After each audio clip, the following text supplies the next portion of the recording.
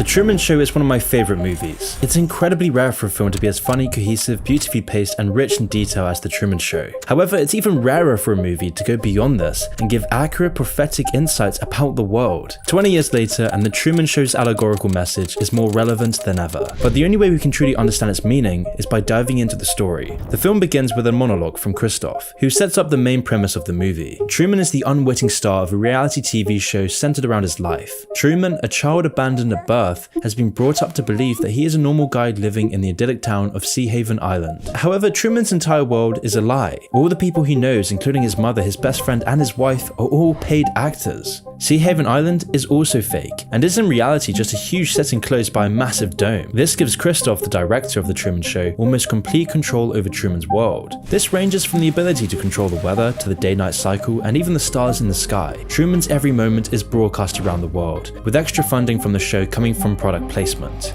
From the start of the film, we see a camera implanted in Truman's bathroom mirror, where Truman is pretending to be an explorer whilst getting ready for work. It's as though this is just another regular day for Truman, with him saying hello to his neighbours, making a coffee, and getting into his car. But just as he's getting into his car, a stage light drops from the sky right onto the road outside of his house. Truman then walks over to inspect the light and sees that it says Sirius on it, referring to the brightest star in the night sky. But eerily, on his drive to work, the radio starts to run a story about a plane wreckage falling from the sky in order to explain the light. Here's a news flash just then. An aircraft in trouble began shedding parts as it flew over Sea Haven just a few moments ago. It then starts to talk about the dangers of flying, which is one of the first of many subtle ways that Christoph tries to influence Truman into staying on the island through fear. He is being subconsciously controlled by the radio. This subconscious manipulation then continues throughout the film. Like when Truman is asked by his boss to deal with something that will require a boat trip. By doing this, the boss is setting up Truman's aquaphobia, as we see he is unable to even get in the boat. A phobia that's later revealed to be another subconscious manipulation of Truman. This whole day feels very strange for Truman, so he hurriedly comes back to his wife Meryl, who then conspicuously shows off her new kitchen tool that she bought at the store, showing it off almost like she's advertising it. It's a dicer, grater, peeler all in one. Never need sharpening, dishwasher safe. Truman becomes suspicious, and when out with his best friend Marlon, Truman's behavior starts to be off, and he brings up his desire to leave and go to Fiji. Marlon catches that Truman is starting to wake up, so he quickly shoots down the idea. He doesn't want Truman escaping. That would break the whole game. In the next scene, we see Truman go off to spend some time on the beach, where he remembers the tragic boat accident that seemingly killed his father and gave him his aquaphobia. Christoph then even heightens Truman's misery by adding a specific path of rain to follow Truman, and with Truman's breakdown growing, we see the audience's engrossed reactions. It's all these early scenes that serve to illustrate that the fictional Truman Show can only function when Truman buys into this false reality. The Truman Show, therefore, has to make sure that Truman can't escape his cage, or even see that he's in a cage. If he knows that he's in a cage, the whole game collapses. The ways that Christoph keeps Truman deluded are the most striking aspects of the allegory. The most obvious and egregious of these is how Truman is kept complacent by exploiting his deepest fears. For example, Truman's aquaphobia works perfectly to keep Truman on the island. Christoph even risks Truman overcoming this fear when he sends Truman to unsuccessfully board the boat. The fact that Truman can't overcome his phobia only reinforces this. Truman is also constantly barraged by propaganda and subliminal messages to induce a fear of flying. There are constant reminders of the dangers of flying. It takes this rampant fear-mongering to keep Truman's delusion alive. However, this time the propaganda starts to weaken. Truman still fantasizes about taking a flight to Fiji. His aquaphobia is still strong, but it's revealed that this is most likely because it originates from the undressed guilt over Truman's father's death. But it's not just the fear that influences Truman. The control that Christoph has over his world is total. Everything Truman takes in on a daily basis is designed with a secret purpose. The TV he watches reinforces the message. The media always has headlines directly promoting whatever they want Truman to believe. Even the people that Truman talks to on a daily basis spout the same canned lines and positive affirmations. Propaganda is seeping into every aspect of Truman's life and society. You thinking of flying somewhere?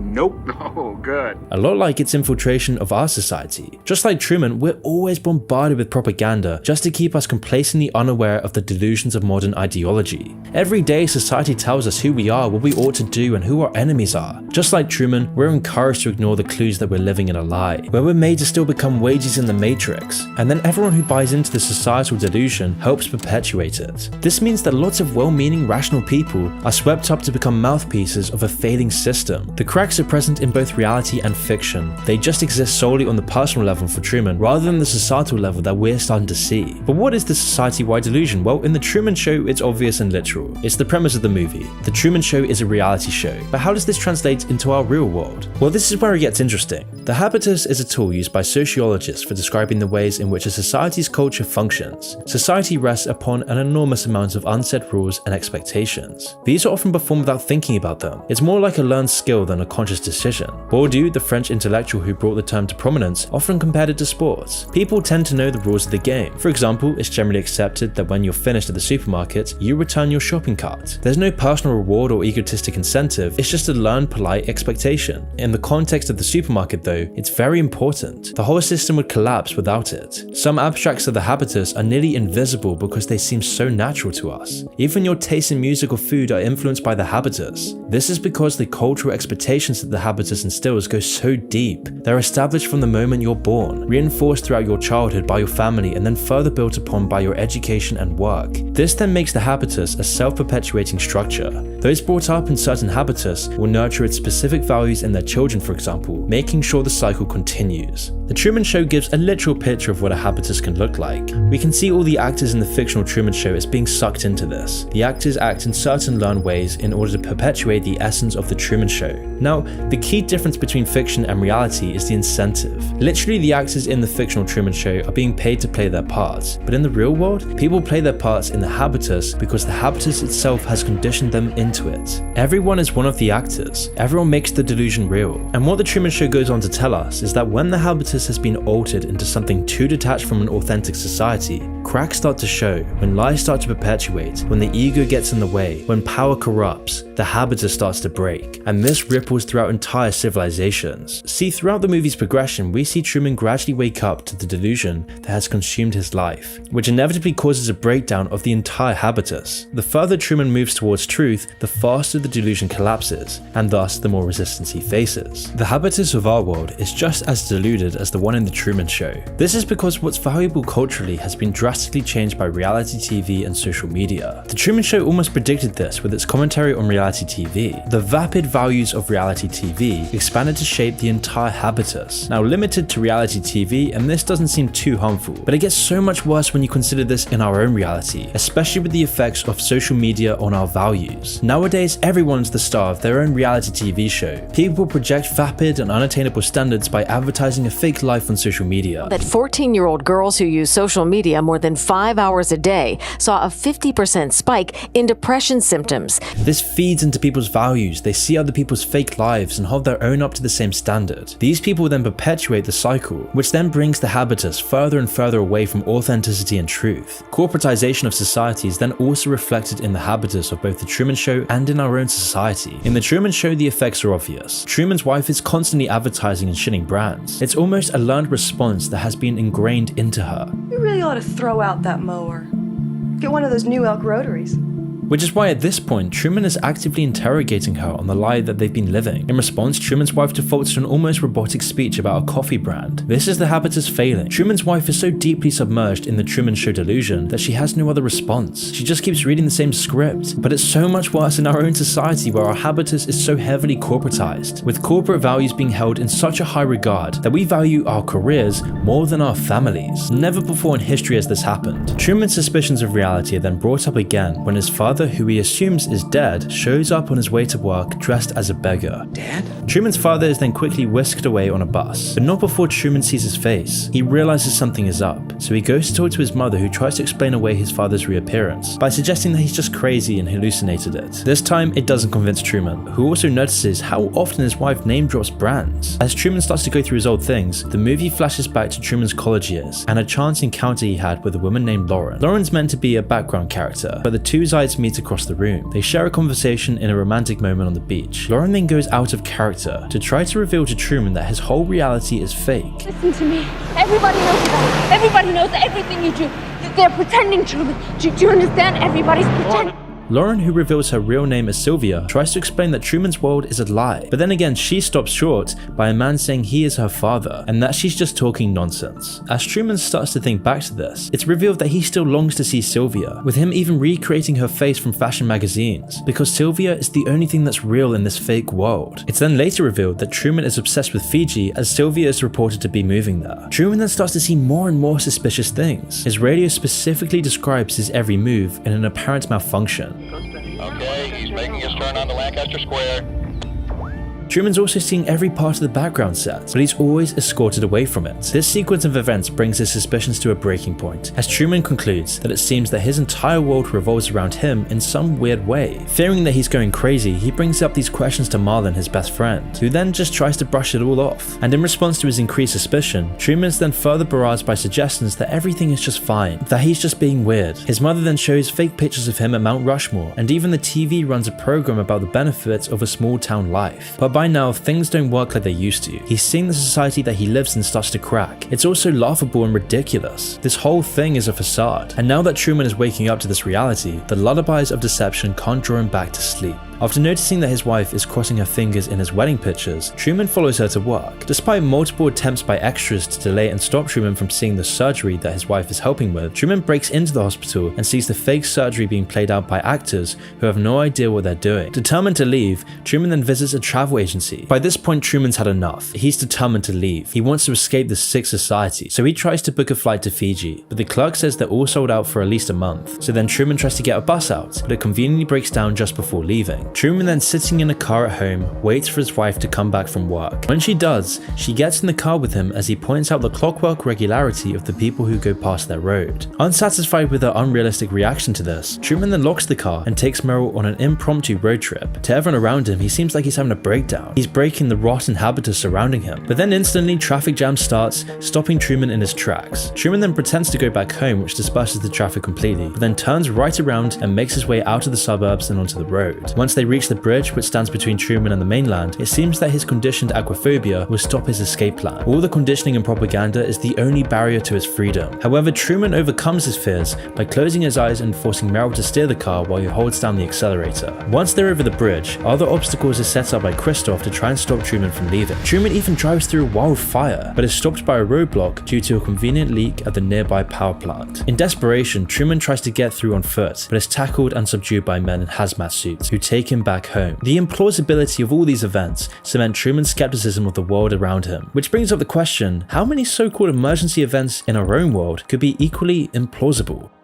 All the lies told by our media, all the false narratives pushed onto us, all the divisions sowed by algorithms in the news, all these layers of fallacy that have been embedded into every aspect of society. We all have the means to stop this nonsensical fictional reality that we abide by, and yet we choose not to confront it. When anyone does, they are breaking the habitus surrounding them, which threatens the whole house of cards that society is built on, which is why true authentic reality is always outrunning our apprehension. So then how can we ever know the truth when the lens we look through is tainted by a corrupted habitus, tainted by all the models and distractions that we don't even acknowledge? If we can't comprehend true reality, we no longer know what truth is. We don't have a grasp on what our values really are. And it's this flattening of our values, of our society, of our culture that dampens our outrage and emotion. Everything becomes muted by our postmodern reality. In The Truman Show, Truman's deserved outrage at the cage he has been trapped in is never tapped into. He's never angry, instead he's always left in a state of confusion and distraction. He's meant to feel crazy by searching for the truth. This is because for the show to be successful, it relies on Truman and his belief in the society around him. If he starts questioning this, then society goes down with him. So society has to prevent him from questioning the habitus he is surrounded by. And are we any different? Is this why we live in a culture without soul or value? Where everything we think and do is shrink down by reductionism, where the phenomena of nature, personality, the essence of life is just reduced to statistics and banal labels. Our world is filled with mystery and wonder. It's filled with adventure, but our world is being reduced to nothing more than a banal, monotonous cage, numbing us into this bored, flaccid, apathetic state, which is what The Truman Show tries to show us. Once home, Truman is now feeling like an animal in a cage. His wife, unable to calm him down, offers him some coffee with a less than subtle product placement. Truman immediately senses out the fact that she is performing for someone, and so he confronts her about it. He's starting to reject this ridiculous reality he is surrounded by, and because of this, he seems crazy, which is why then the actor of Truman's wife begins to break character and pulls out a sharpened kitchen utensil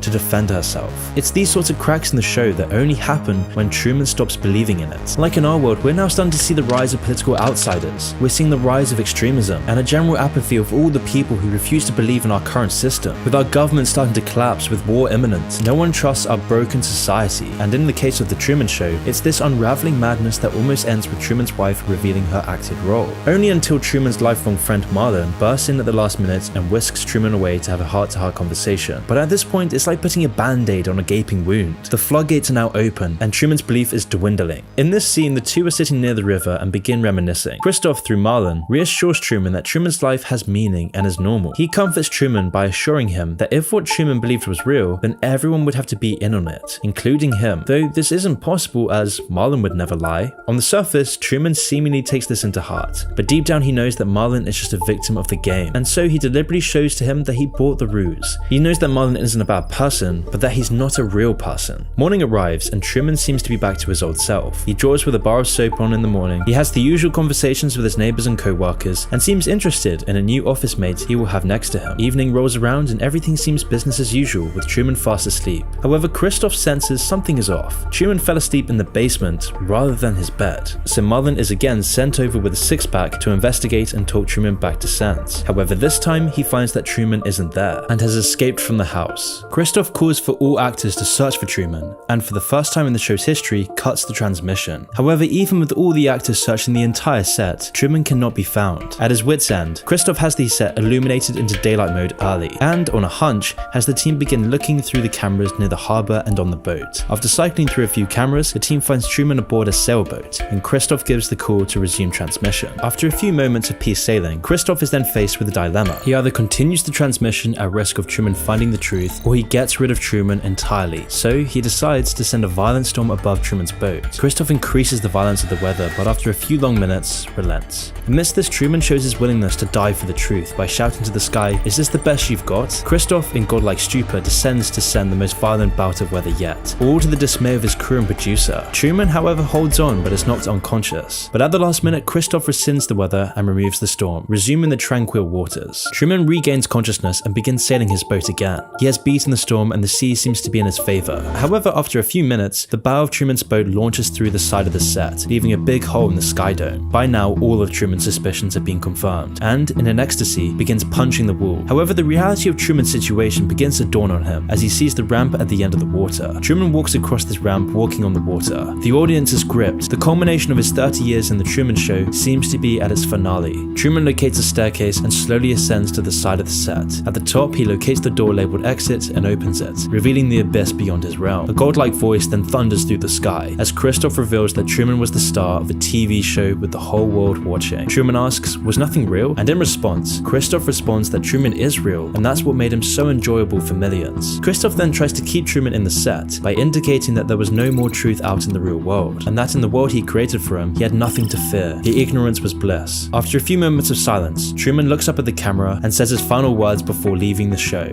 Good afternoon, good evening, and good night. It's Truman's overriding impulse to return to what is real that makes the entire show fall apart. His drive to understand true reality is enough to bring down the false reality he'd been living in. As he goes through the door, this symbolizes Truman taking back control and turning back on a sterile, hollowed out reality. And today, we're in the same process. The increasingly ridiculousness of our society and the habitus that we're servile to is beginning to crack. With our world, economy, and culture crumbling into the ground, we're seeing a rejection of this tired system. We're seeing new waves of younger generations dropping out of the workforce, rejecting the habitus imposed on them, and millions taking the untrodden path, which is causing society to reach a crossroads. We're faced with a new path because those in control of our reality are now making a new one, a path of metaverses and virtual AI reality to take us astray from our current world, and the other path is a reversion back to what is truly felt. But whichever path we take, our belief in society is falling apart. The cracks are starting to show everywhere you look, and the game is collapsing in on itself. So the question is, where does it go from here?